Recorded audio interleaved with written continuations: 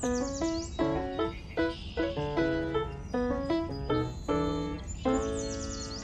Pearl, how are you today? Hey, and here's Minnie. Look at the pretty flowers I just planted. What? Oh, you're right. I almost forgot. Another day of SoulCARE. Hello, everybody. Hi, everybody, and welcome to SoulCARE on October 3rd and the first week of October. And I'll be doing a card reading right after this, and that'll be on Facebook as well. And I want to welcome you all. And we're really into the fall now, aren't we? It feels like that. Although you'd never know because I have a sunburn on my face. I was out gardening this weekend, and see, I got red. And I was gardening with my doggies. And I'll show you some pictures. It's pretty funny. This is Pearl on a chair in my backyard. She got up there and just did her own little thing. Here she is. She had a toy we were playing, and she had a toy wrapped around her head. So, it's very, very funny. And here she is on a rock. She just climbed up on a rock. Cute. So I hope you all had a good weekend. I was busy gardening and going to a lot of dog parks and meeting dog people and driving around and doing some visiting some people I know that are in hospitals, and so I've been doing that as well. And what have all you been doing? Hi, Nancy, Bonnie, hello, Anne, hello. Hi, RR Animal Rescue, hello. Doggies are doing just fine, everybody. Yep. Oh yes, yes. I don't yes, Carolyn. So Minnie, yes, that story is up there. So Minnie, my dog Minnie, which I'll put this up again because a lot of you might not know. I had the babies, Pearl and Minnie, and I put them in daycare when they got home because Minnie was kind of biting on Pearl. Then I looked up online, and it said that you never have litter mates, female litter mates together, because they'll both fight for the alpha position. And that's what was happening. Minnie was getting very aggressive with Pearl. So I decided that I would probably have to find a place for Minnie or Pearl. I wasn't sure. It was very heartbreaking. But as the universe would take care of, and there was a bigger plan, that lady that takes care of them, daycare, I put them in daycare from 7 in the morning to 2 in the afternoon. And she came, brought them back one day, and I told her what the situation was. And she said, really, you think you can keep one? I said, I'd love to keep one. I think I'd love to keep Pearl. She was my first one. And the lady, Jenny, looked at me and she said, are you really saying this? And I said, yes. And she said, this is so bizarre. And I said, well, why is that? And she said, because my 9-year-old son always wanted a blue Merle Australian Shepherd. And he also kind of gets bullied. And could I try to keep Minnie tonight and see what the reaction is? And I said, of course you can. So what people are referring to is she took the dog home, and there's a video, which I will put on again, that I put on Facebook last week. I'll put it up again. And it was, I'm going to cry. When the little boy came home, and he's looking at the camera, what's going on? And he goes into his bedroom, and there's Minnie sitting on his bed.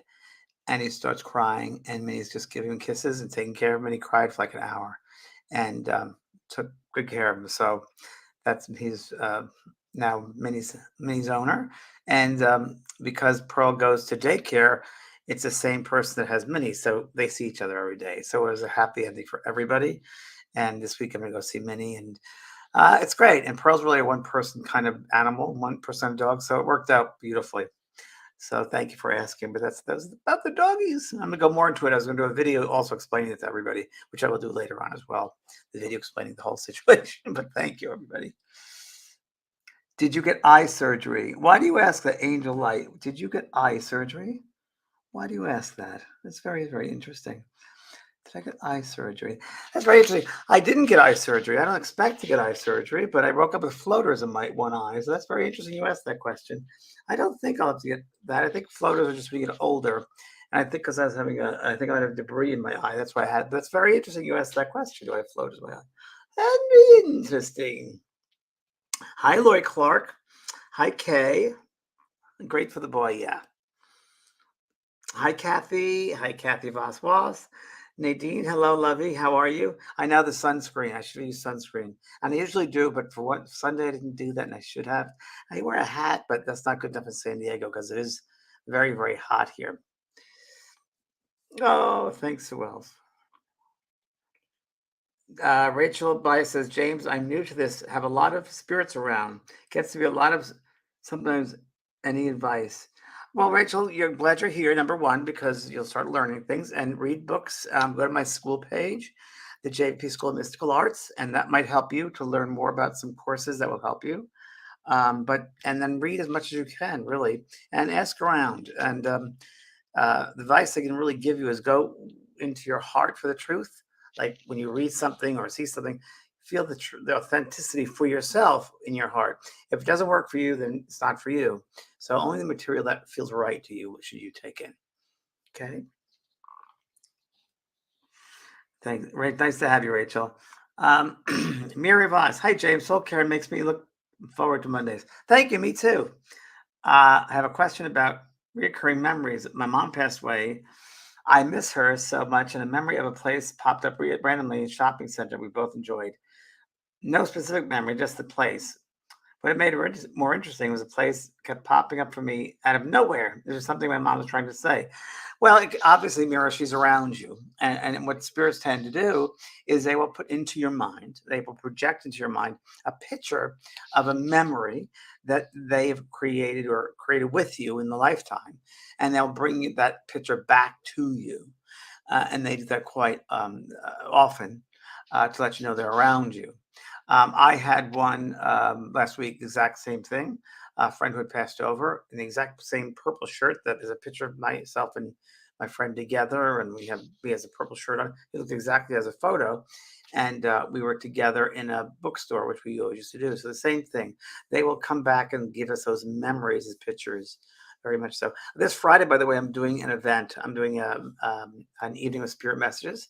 That's this Friday night. So that's on my website, benprog.com. So don't forget, if you're interested in coming to a demonstration, which is what I call it, of spirit messages, you might want to check it out. And the last time I did a demonstration, which was with Gordon Smith at Seaside Center about a month in August, it was probably one of the best demonstrations I've done in 40 years. So I don't know what's going on, but things are getting very, very clear. And you check it out this Friday if you want to see what's going to happen, because Spirit is using me in a very different way. So I'll be interested to see Friday how they use me. But it's very interesting. I'm not sure if it's because I'm getting older, I'm more accepting, I'm more surrendering, and or a combination thereof. But and the passion that I have for the work. But it'll be interesting this Friday to see what happens with the demonstration. So if you haven't yet bought tickets and you're interested, go to my website, vanprog.com, and buy tickets. It's not that much, and you should. It's a great experience for everyone that goes shares that space because it affects every single person. Heather NY. Hi, James. What do you tell people when they know when they have lost their jobs? Help is not happening fast enough. Oh, fast enough. And there's nowhere to turn. Guides are not putting food on the tables. No, there you go. Thanks, Renee. There's nowhere to turn. Guys are not putting food on the table, still working hard. Well, it's up to you, not the guys, to put food on the table. It's up to you to be patient, not rush things. Calm down. Things don't happen like quickly. So maybe it's a good time to take the moment to stop and reevaluate your life and see really what's important to you. One door closes, another door opens, or go the windows open, or go around the back. Things happen in their time. So just keep a pure vision, Heather, of what you want to do. Maybe you're not clear or completely focused on what you want. That doesn't help the situation. So if you know what you want, directly what you want, and just open up to that, and things might happen. Well, they will happen, not necessarily in your time, but they will happen. You'll get through it. Believe me, you will. But this is time for you to start doing your work, not having someone else do it for you. Okay. Good luck, honey. Okay. Jana. Hi, James. I'm 68. Congratulations. I don't believe in age, but there you go. And welcome with floaters in my eye, too. Oh, yeah. I float in my I've been gardening as well. Well, we have some in common. I'm a little younger, but it's true. I went to my optometrist, and she said they will probably go away within 6 to 8 weeks. She scheduled me a follow up. Yeah, I read about it. It's very natural and normal. It could be just a temporary thing, which I think mine is. I think I was, like I said earlier, gardening. I think I rubbed my eye, and that might have caused it. So I think that's really what it is. And nothing serious, they say, and also it's an age type of thing. But yeah, mine is. I feel mine is just fine. I've been busy. Thanks, sweetheart. Okay, more questions we have here. Okay. Um, Mila Moyle said, James, I'm finally stepped into my empowered mediumship. Thank you. Michaela, good for you. Michaela Whaley. You finally stepped into power and mediumship. Thank you. You're welcome, Michaela. And I'm gonna just go off of that if you don't mind. I'm gonna talk to you about this because I'm a medium, and mediumship is and the reason I do the work I do is, of course, to demonstrate that there is no death, that we live on, that you cannot kill consciousness. It's just a stepping into another space, as we do every night we go to sleep. We step into a space. We're not conscious of those levels we reach, but we do. And we call it death, which is it's so ridiculous because it's no death. It's a movement, I guess you say, or passing. But you're conscious of moving out of the body, which is very natural and painless, by the way, painless. And I've had near experience once. I have experience to talk about this. And I remember my first words when I came back into the body, because I first words out of my mouth were, dying is easy, living is hard. And I believe that to be very, very true. And we're really pushed to the brink sometimes here to force ourselves to stop and look within. And again, whether it's a lesson of faith, whether it's a lesson of forgiving, whether it's a lesson of loving ourselves strong enough, loving others, using compassion and trusting things. It's all different lessons that we're forced to look at in this lifetime that we've signed up for, by the way, before we've passed through into the body. Before we come back here, we signed up for these lessons, which are difficult in the physical. It's very, very difficult. And some lessons come about in a hard way, whether it's a physical problem, like maybe ending up having a medical problem or a divorce or grieving someone passing. So all these different lessons to learn. So mediumship for me is about that, not only the sense that there is no death, but when you take away the fear of death, because that's the number two fear. Number one fear is public speaking. The second is death. But truly, when you take away that, because most people come down to the fear of death is for them. That's why people are usually afraid, fear, which, by the way, fear is a human emotion, not a spiritual one. So it's of the human world, not of the spiritual world. Only love is of spirit. Only love. Our soul is made of love. Love is our soul's energy. And that's how we're able to come back here each lifetime. That's how we're able to have connections with people's love. So the reason I do mediumship, and Michaela reminded me of this, is the energy of love. When I first started doing this work and I made my decision to do this work, I was in a development circle of 7 years. And I remember I was doing a few private readings, like practice readings in the circle I was in. And I remember that the energy of love was this feeling was so overwhelming that it was just incredible how this person sitting in front of me, their lives could change. They was sitting there before I did this message for them, and they were depressed, and there was a dark cloud around them. And when their loved one came through, they lightened up. The whole auric field changed, and they had their life back. And it was because of the love that spirit came through and transcended the illusion of death with love. And it really was quite amazing, beyond words, really. And as they talk about the other side, the other realms, that when they try to describe the spirit worlds, they say you cannot physically understand it. It's beyond physical comprehension. But the one truth is love. Love is everywhere here, and love is on the earth. Love is within you. And if you can use love in the lifetime, you'll have a successful life, and you'll draw to you those of a higher vibration, because love is the highest vibration. So when I did the mediumship, when I was working at Paramount Studios, a very good job preparing contracts for TV shows, and I remember this energy was so incredible. And my guides came through, and I was able to contact my guides at that time after 7 years, sitting with them and having the awareness of who these beings, what this energy was. They were my guides. And they collectively said to me, if you can work with us, if you will work with us, we will always take care of you. You will never be out of need. You'll never be of need. And I thought, wow, that's interesting. And I thought, wow, the energy of love, that amazing emotion I felt, and how that person's life could change.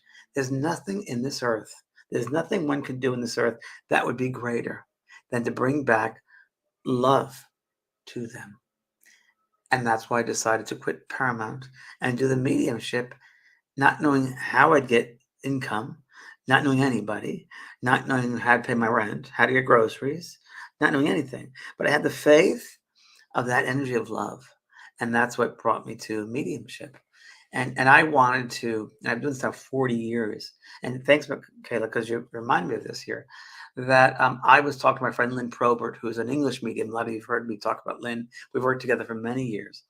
And Lynn used to come to San Diego, okay, every 2 or 3 years. And we did workshops together. And they were so successful. They were so great.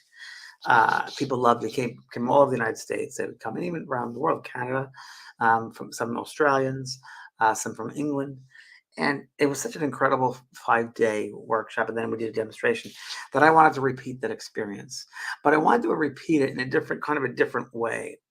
So I asked Lynn, and she said, yes, I'd love to do that. So we decided to come together and do another 5-day workshop. But it's going to be a little different. It's happening in October. This October, it's going to be the 24th. The 24th to the 28th, it's going to be. I mean, in San Diego, Carlsbad, in San Diego, North County, San Diego.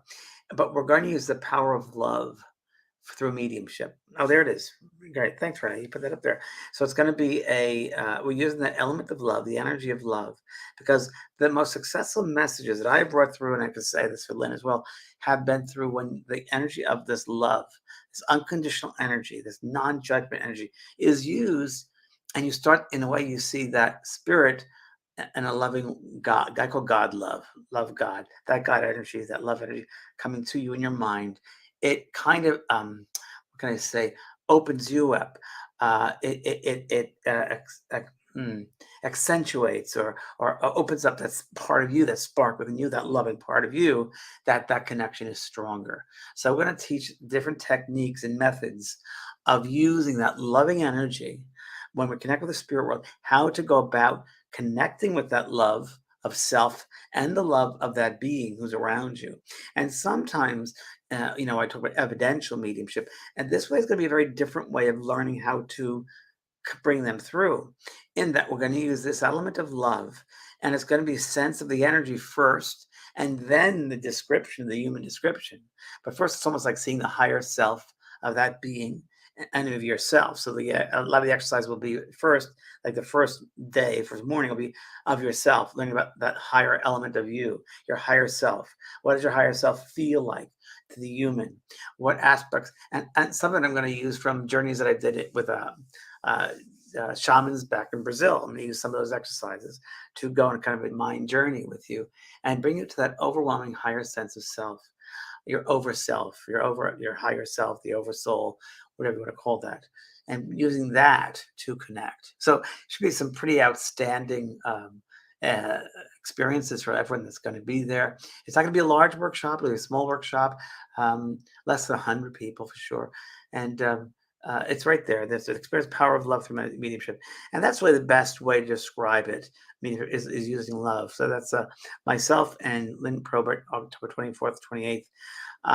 And don't hesitate if you think about it. Don't hesitate. Do it today. If you not to tell you what to do, but sometimes people, oh, that sounds great, and I'll do it tomorrow, and they don't like me, and then you forget. So I would do it while you're thinking of it. It's gonna be great. Um, I wrote about this on a blog I just did. I wanted to share with you because you haven't read a blog. Love is your natural vibration. And you have to get to the place, and you have to get to that place to connect with spirit. And when you use that element of love, again, it affects yourself. It affects every choice you make. It affects your view of people, your view every day, your situations in life, the scenarios, how you see them from a loving point of view first, non-judgmental. And it just brings you to a space of processing things from a different point of view. I think it's the only way I could describe it.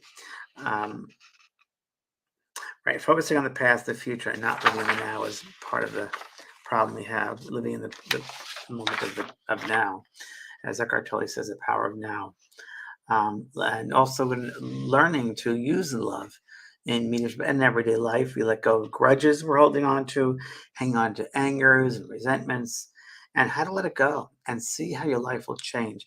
See how you, I mean, I could do it in 2 minutes. I mean, an exercise where you let go of grudges and forget and let go of resentment and guilt, and see that space taking that takes up your mind, all that guilt, let that go away and open that space up, expand that space with the non-judgmental, loving way. And that maybe you had to learn something through that. And the ego part chose judgment, or chose negativity, or chose resentment. And when you let go of that and you open up that space and let love fill it, you feel very different about who you are and about the choices you make. And you come to realize that you are a soul having human experience, and that this is our schoolroom, and that we have to grow. We are learning. We're not perfect per se. We're here learning about the human experience. So there's ups and downs and all arounds. There's not one way or that way. It's love or fear, because there is two ways, love or fear. But you learn to see the benefits of just love, and you get to see the detriments of fear. A fear living life or love living life. Life fulfilled with love, and life unfulfilled with fear. You can write that down. Love, fulfilled life, or life, unfulfilled fear. Like 2 columns, right? And then see the difference. Are you living a fearful life, or are you living a love-filled life? And again, I've said this many times, but you are a magnet, and you attract to that which you give out. So that energy of love, that vibration, that frequency brings in those higher frequencies. Spirit is in a higher frequency. So it'll be easy to make contact if you're in a loving vibration. But if you're fearful of, like, it's not going to happen, or this, or you're limiting that, you're limiting your mind power, right? You're going to put a wall up and you won't receive it. It'll be fear. It's limitations. Fear equals limits. Love is openness. See, fear closes in. So it'll be a great workshop. So I do hope you can attend. I'm going to just read you the back of it here. It's the 5-day workshop intensive to open to all levels. It's all levels from beginning to advanced. And I always say that mediums, no matter how advanced you can always learn something new. And that's why I'm always learning something new from other mediums. I love to go to their workshops and learn from them, because we're all here learning. From the curious to the established intuitive worker. It's soul shifting. I wrote that, soul shifting, the frequency of pure unconditional love. When you exist in the loving space, you'll be amazed at how obstacles vanish, your inner wisdom comes to the forefront, and your purpose becomes very, very clear.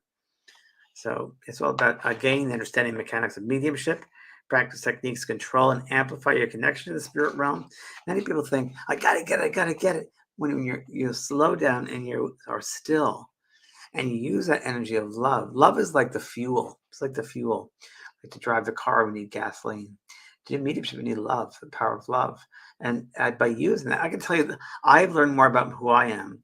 And I love myself more and more based because of my mediumship, because I have that relationship of, and it's very humbling too. It is very humbling, because you get to see what, there's so much more expansiveness there, and learn. Anyway, really, it's a great opportunity if you want to do that with myself and Lynn. Please, I'd love to have you. Okay, so questions. Yes, hello, James. What are your thoughts about shaman healing? I'm feeling a calling. Shaman. So, Tasha, that it depends on you and what you feel you resonate to. So there are all different roads to the light, right? Roads of healing, roads to awareness, roads to the divine. So if that feels right to you, then go for that. There might be also part of your soul's history, soul memory from other lifetimes. Maybe you're involved in shamanic healing from other lifetimes. So if that feels right to you, then go for it.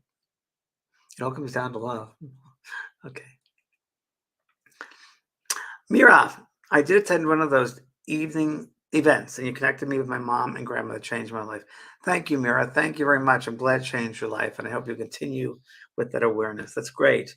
Yeah, I'm not good at, I don't like to promote myself with that, but it does. It changes your lives. So, yeah, thank you. Yeah, this is Friday. And Angela, hi, Angela. I believe, James, our dreams are other realities. Had a few dreams recently, malignant ones. Yes, Angela, I believe so too. I think they're all different types of dreams and they're all different levels of awareness and consciousness. And I do believe there are dreams or we're out of the body when we leave the body at night, we're out of the body. And we do go to a level of with our loved ones and we see them and we experience them. And we, can see guides. We usually will go many times to classes to prepare for an upcoming event in the physical world. So, and because we prepare for that. So yes, all of those things, very true. The number one way spirit communicate is a dream state because we're not trying to control, we can't control it. It is just what it is. The hard part is to have the conscious mind remember that dream. So what you do is you put a dream journal next to your bed, a pad and a pen, and you write down when you get back to the conscious state, you remember then to write it down. Good. Thank you. How can you learn to find love, Tammy Perez? I don't know what that means. How can you learn to find love? I don't know what that means, but Rudy, try it again. Okay. Okay. Mira again. Okay, Mira, I'm starting up a search development circle, currently only two of us, and I'm wondering what ideas, exercises you suggest, since we're both unsure exactly what we do. Well, Mira, I would, if I were you, do my Mediumship 1 course. I would not just sit in a development circle to sit in a development circle. You should understand what a development circle is, darling. Mediumship 1, I'm having this, I think tomorrow I'm doing a whole thing on development circle, but you gotta have to join the Mediumship 1 to go to that. But you should definitely be in a course, a class, and it's pretty thorough. If I were you, I'd do that first before you sit in development circle, because you don't know why you're sitting in a circle. You first got to find out what it's about. Okay. Thanks, Mira. Susan, hi Susan. Hi James. How do you know who your soul guide or our guides are? Well, Susan, have you asked? Have you asked? If you can quiet the mind and doesn't come like answer, it'll be a process of you opening yourself up and stilling your mind and letting yourself receive and being patient with that and letting them come to you and not rushing it. That's how you find out. And guides are not soul guides, can be also family members you've had, right? Can be friends you've had. Doesn't necessarily mean those beings who are not incarnate or on other levels. It could be someone we knew in the spirit, the physical world as well. Take the time, sweetheart. Okay. Thank you. Hi, Julia. I'm hi from British Columbia. I know who you are. How are the puppies? The puppies are good. See you in 3. Oh, you're coming back. Very good, Julia. Very good. I'm glad you're going to be back. Good to see you again, and you're going to love the workshop. Great to have you, Julia. Thank you. Hi, Nadine. I would like to know, James, when people keep the urn of a loved one at home, does it affect their life energy or soul energy deceased? Looking forward to Friday. We'll send you flowers again. Nadine sent me flowers for my birthday, and they're the most beautiful bouquet I've received. And I took photos of them. Nadine, you're such a doll. I love you. Thank you, sweetheart. It doesn't matter if Nadine, it doesn't matter, and people should know this, that if we're cremated, if we're in a box, the soul is gone. So that's just an empty shell. So ashes are just a result of an empty carcass. There's nothing to do at all with that soul. It doesn't hold them back. It doesn't attach them. It's more the living person that's aware of that. They could care less. Honestly, they could care less. I think that the queen, my own personal thing with the queen, when she died, I bet she chose her death. I wouldn't be surprised if she said, I'm done. And they put her out. And I have a feeling she might have been cremated. And part of her was put up in Balmoral Castle. And part of her was in the coffin along with something else, sandbags, whatever. But I would venture to believe that she wanted to be there because that was her place. And that was from the human part of her. Now she probably could care less, right? Because we have a real deep detachment of the human body. We don't care. I've had many times, mostly kids would come back to their parents and say, Mom, why are you staring at the ground? Do you really think I'm in the ground?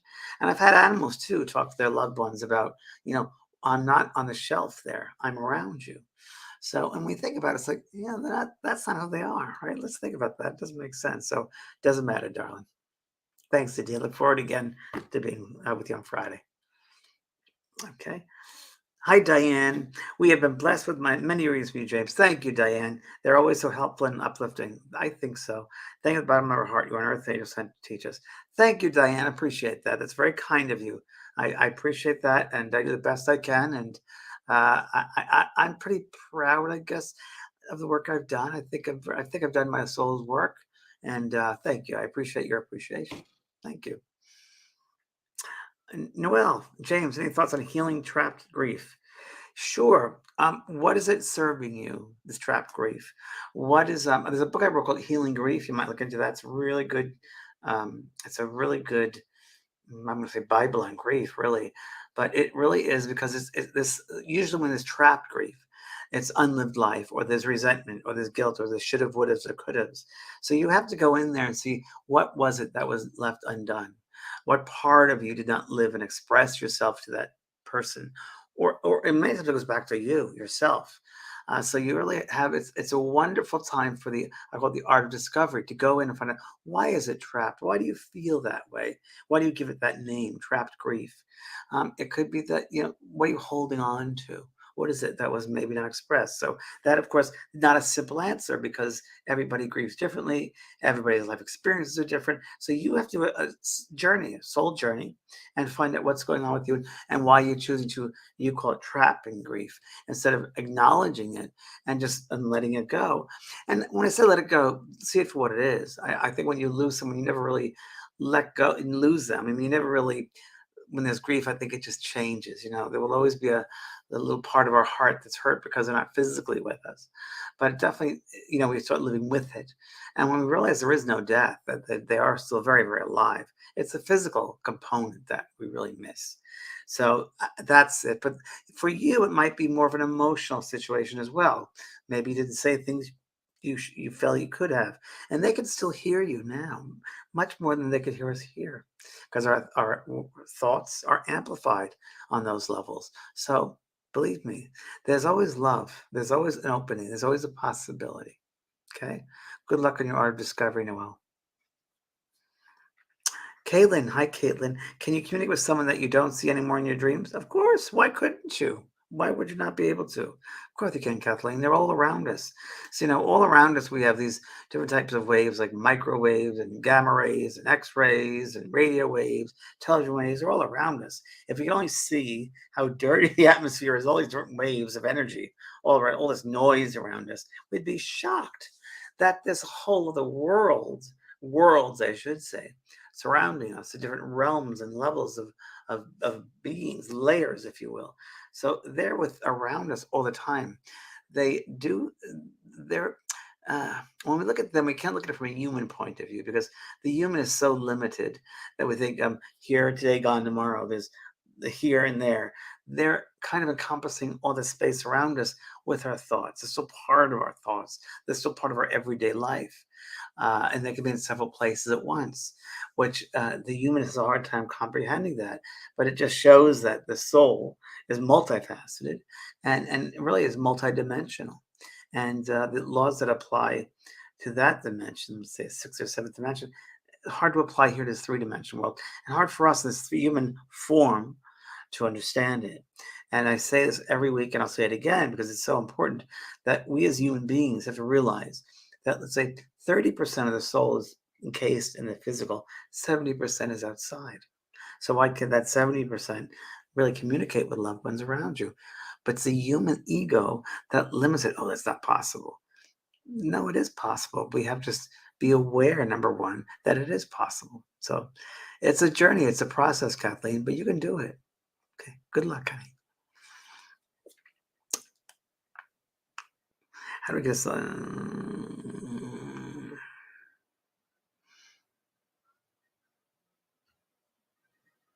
Kathleen, that really the response I just gave is very similar to yours. So you have to sit quietly and not be so impatient, because when you're impatient, and I want to hear right away, no, it blocks it. You can't do that. It's a process. So number one, it got you on your spiritual path, which is very, very common. When a soulmate, when a partner, when a child passes, it makes the forces of one left behind on their path. And that might have been set up before you both came back in the incarnation, right?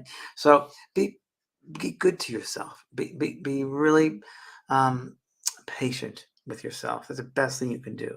And your loved one in the spirit world will see that patience and really able to come in closer to you. Again, I use this analogy quite a lot.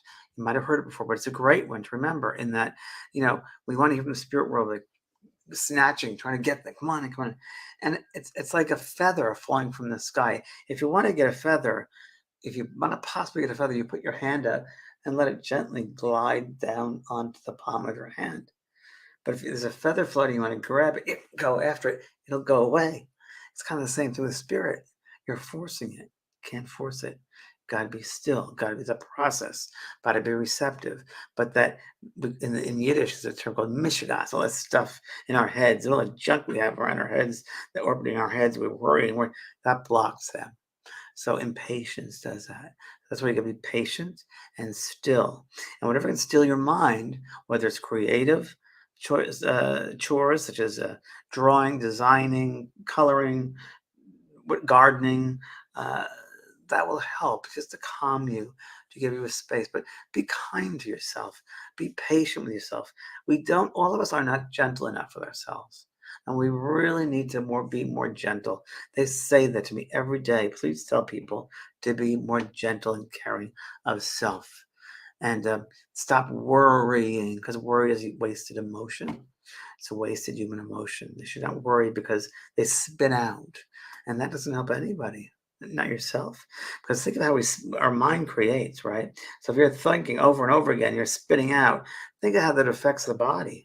Think of how that affects the energy within the body, which should be in balance and a flow of energy in and out. And if you're spinning out, it upsets the whole flow of the energy of the body, and it upsets every part of yourself.